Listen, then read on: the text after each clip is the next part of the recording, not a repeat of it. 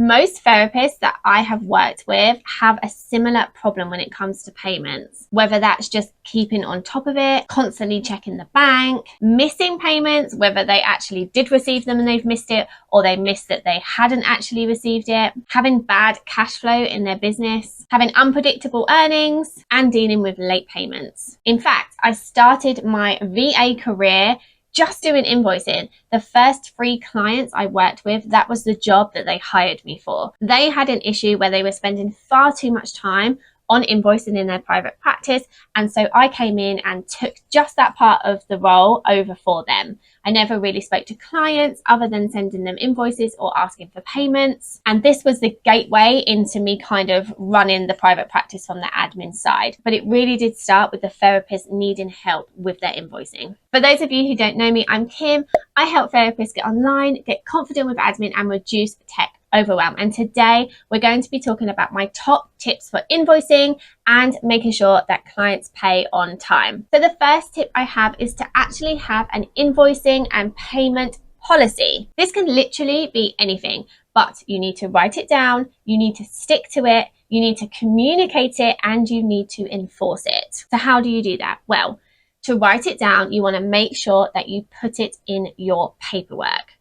To communicate it, you want to verbally communicate this with your clients on the intro call or on the intake session, however you first see clients, but you also want to put it in writing in the welcome email. So we always send welcome emails when we onboard new clients, and I talk more about this in an onboarding video I did, but you really want to make sure that your invoicing policy is put in writing to your clients outside of your paperwork, because lots of people will get your paperwork, they'll skim read it if they do at all, and then they'll just sign it. But something as important as your invoicing policy, you want to put that forefront in a welcome email. For sticking to it, you want to make sure you're holding up your side of it. So whether that's how you will send the invoice, whether that's how you will chase up unpaid invoices, you want to make sure that you're actually doing your part too. And we'll talk about that next. And finally, you want to have clear consequences for what will happen if somebody doesn't pay. And again, we'll talk about that more later in the video. My second tip is to actually send a physical invoice. Now, you can either create your own template,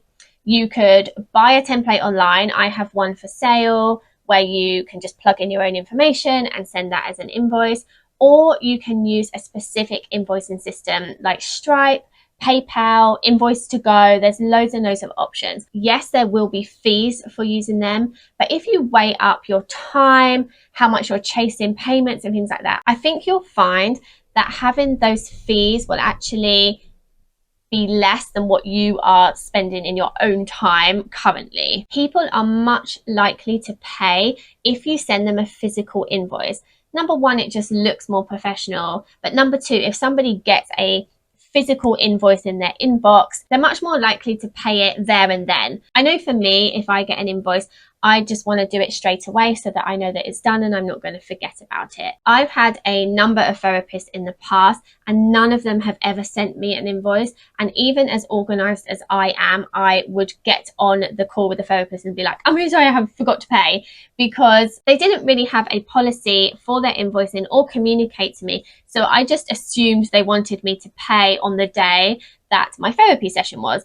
But inevitably, I would forget to do that. And so I'd be feeling really guilty and nervous about the session, when that's really not how you want your clients to be feeling. You want to be really clear about your invoicing policy so that they totally understand it and don't come to session worried about that, or even don't turn up to session because of it. A side tip from this, if you are doing manual invoicing, so if you're sending a template that you've created, or even if you're using mine, you want to also keep a log. So you want to log that you sent somebody an invoice, and you want to log when that payment's come in. So there is a little bit more admin to do for manual invoicing. And if you're doing that kind of invoicing, I would really suggest doing it on a monthly basis as opposed to weekly, because that can really add up in admin time. My third tip is to have different ways that clients can pay to make it easier for them. So this could be either paying by back, so transferring the money to you,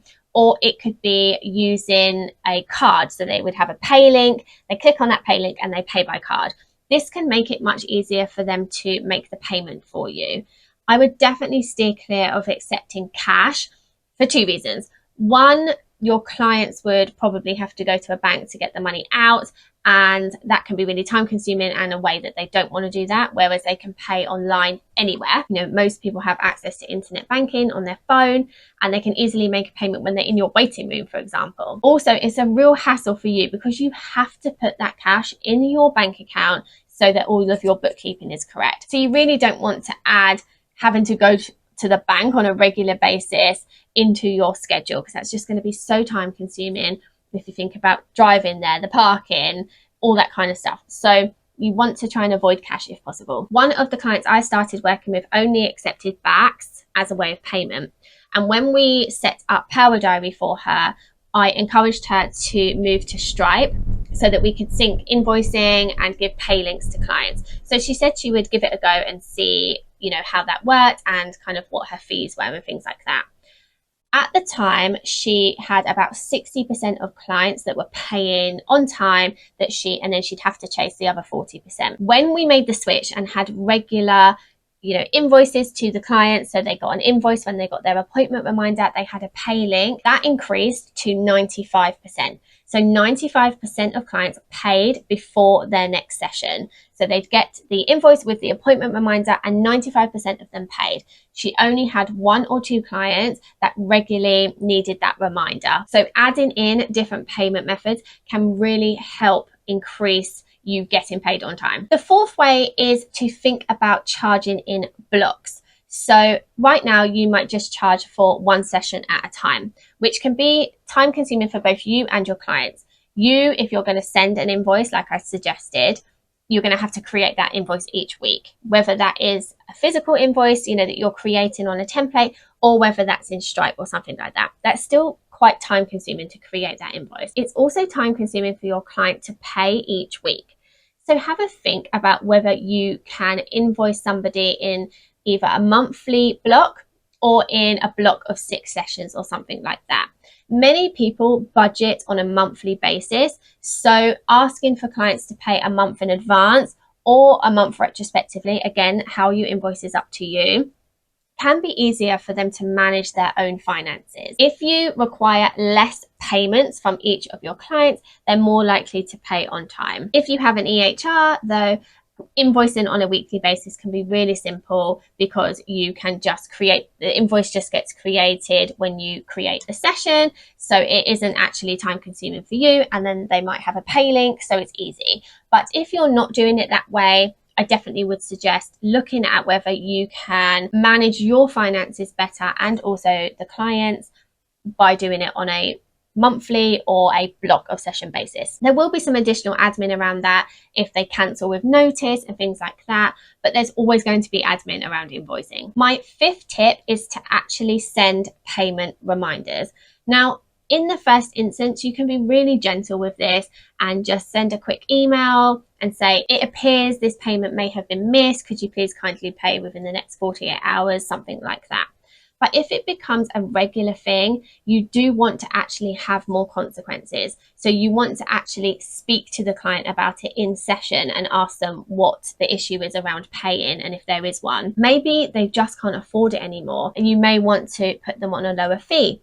Or maybe you could see them less frequently. If there's no issue around them being able to afford it and there's some other problem with payments, maybe there's something else you can do for them specifically. Maybe you want to put them on block invoicing, whereas your other clients might be on individual session invoices. So you'll say to the client, okay, what we'll do is we'll do 6 sessions at a time. You'll pay for those 6 and then I'll remind you when the next payment is due, because it can be a lot less stressful for you and them if there's less payments required. You can obviously stop therapy with clients. You could pause until they've made payment. You can add late payment fees. So there is a suggestion on that on the government website about how much you can add to invoices for late payment fees. And finally, you could go to a collection agency. So if people owe you money and they have then ghosted you, you could go to a collection agency to get them to pay up. So you do have a few options when it comes to people not paying. That starts from a real gentle email reminder all the way up to getting collection agencies involved. My sixth tip, and I have kind of spoken about this earlier, is to outsource this. So again, it might take you a really long time to do your invoicing, but hiring it out to somebody who does this on a regular basis could be quicker. And it can also create that separation for your clients around money. So I have been working with a client for a while and I did invoicing for her, and she told me that somebody hadn't paid and asked me to chase for payment. So I sent an email, obviously a really polite email asking for payment. And this particular client got really annoyed that I had requested payment from her.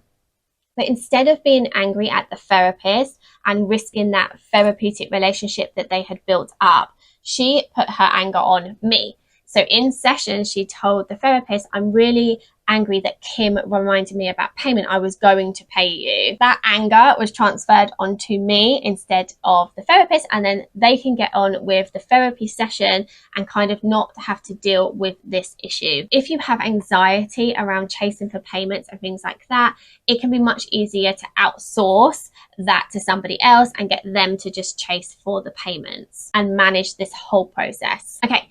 They were my top tips for invoicing in private practice and getting your clients to pay on time. If you are struggling with this, please know that you're not alone. Like I said at the beginning of this video, so many therapists in private practice have this same issue, and the majority of people that come to me, this is why they have reached out to me. They want help with invoicing, and so that's why they've come to a virtual assistant, and eventually the virtual assistant will take on more and more tasks. I've worked with people that have been owed thousands and thousands of pounds, and I've worked with people who had absolutely no idea who owed what. So you are not alone if you are struggling with this. If you would like to purchase the invoice template that I've created, which also has an invoice log and a video tutorial, I will leave that in the description below for you. If you enjoyed this video, the next video I would suggest watching is my finances for private practice. So I will link that for you. But for now, thanks so much for watching.